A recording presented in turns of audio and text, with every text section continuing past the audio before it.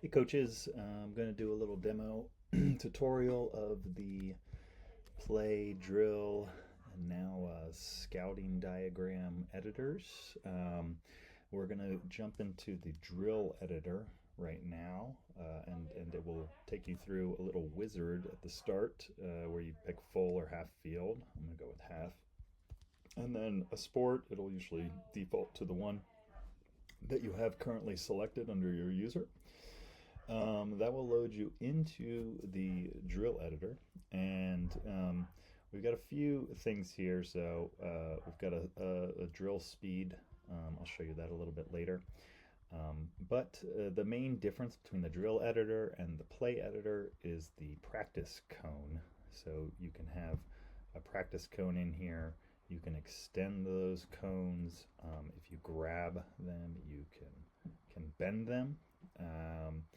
And to sort of draw out, where you might lay those cones during practice. I'm going to add some players and cones here just to demo the app. So we're going to make little imaginary lines. And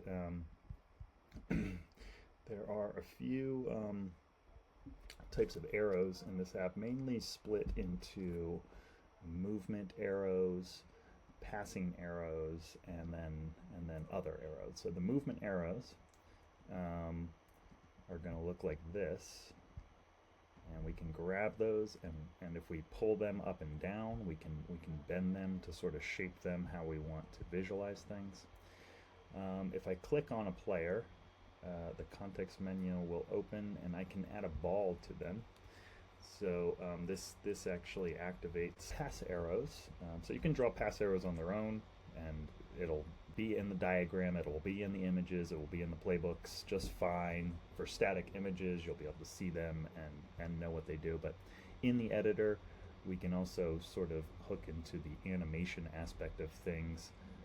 Now that my player has a ball, I can draw an arrow from the sequence of arrows that player's connected to, and we can draw passes. I can also draw passes from the player itself. I'm not going to do that, that's just for demo right now, but and then what that does is you can see it kind of snapping on there with the green highlight. What that does is it connects the pass to that player, and when I insert the next frame of the play, we'll see the animation, and the ball will transfer to that player. So we're just going to draw the progression of this drill. We will draw this player cutting out here, and for the purposes of the demo, I'm going to kind of break away from the drill itself to show you some other features. So once we have a ball here, we can chain the passes together. So now if we've connected the pass to this player's arrow, we can now chain the pass over to this player's arrow. And actually, let's move that off real quick, and I'm going to sync this up with the sequence. So this is the second.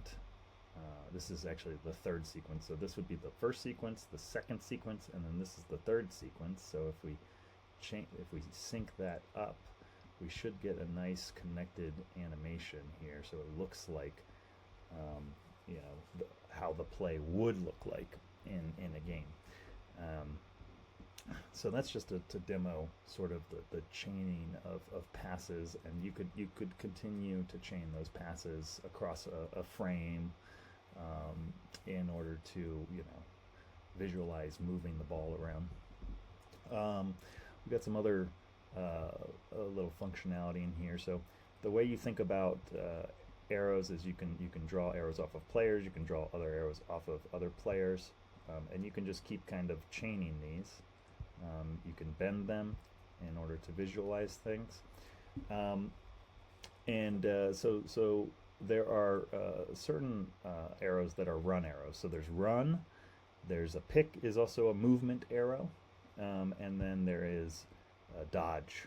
Those are in the lacrosse, at least, those are movement arrows, and you can only have one movement arrow per sequence.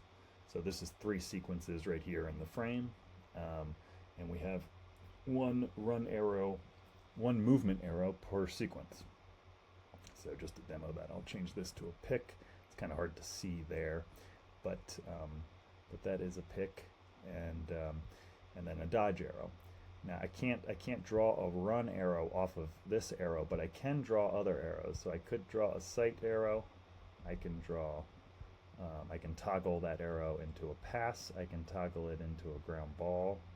I can also, I can just keep adding arrows, but they won't be run arrows. The only run arrows that are valid are per sequence run arrows. So if I visualize this, we will animate it, and you'll see it the player progress along the movement arrows. So we can kind of use this to build up the frames of a play or drill from beginning, middle to end in a progression, and then we'll see the animations in the editor, in the viewer, which is like, if I go and save this drill. This is not a great demo of a drill per se, but we're just demoing the functionality of the editor.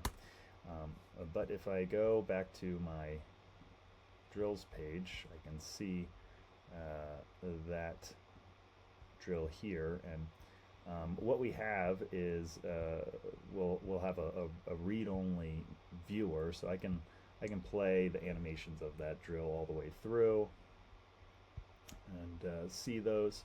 This is also available in the player app, so the players could see the visualizations if they wanted. But also, once you save that play, it generates the images, and you could come in here and download these images if you want. You could download the entire scene by itself. You could download the individual images themselves and take those around, use them in your own. I don't know. A lot of coaches will use them in PDFs, or they'll build their own off-site playbooks, but use the images from this site, which get generated from the editor. You also have the black and white scenes, so these go into the PDF playbooks, practice schedules, scouting reports, and you can download those as well. But that's just kind of demoing the editor. The only difference between the drill and the plays, they'll sometimes have different configurations. Like the play and drill have or the drill editor has a cone. The play editor does not. Little differences like that. But you can see how this allows us to kind of build these progressions and visualize them, animate them, get the images, which are very good for the playbooks. Studying the still images can be a powerful tool for players and coaches to describe ideas. So yeah, that's pretty much the demo of the editor. I'd love to hear any questions or comments you have on it. Thank you.